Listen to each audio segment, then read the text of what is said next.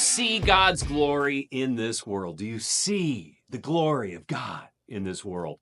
Welcome to the Daily Devo. I am Vince Miller. This week we have read through 1 Samuel chapter 5.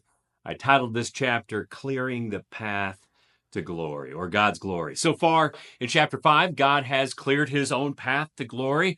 He has afflicted the Philistines with hemorrhoids, and in doing so, they have passed him around from Philistine town to town until there is a meeting of the 5 kings of Philistine. Here is how this chapter closes off in verses 11 and 12. It reads, "They sent therefore and gathered together all the lords of the Philistines and said, Send away the ark of God of Israel and let it return to its own place, that it may not kill us and our people.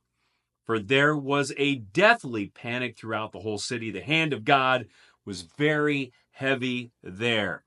The men who did not die were struck with tumors, and the cry of the city went up to heaven." So if you recall at the end of chapter 4, the wife of Phinehas has declared that the glory had departed from Israel. This was such a significant moment that in her death, she named the orphan child that she just gave birth to Ichabod, based upon that declaration. While the glory had departed from Israel, it has not vanished.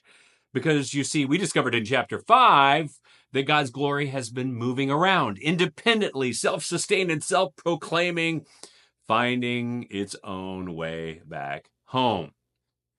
So God wants to work in harmony with his creation. However, when humanity desires to play God and seek its own glory, that won't work for him. Our glory and God's glory are no match for each other. We either submit to the heavy hand of God or we are subject to the heavy hand of God. It's better, by the way, to submit to it than to be smitten by it. Just FYI.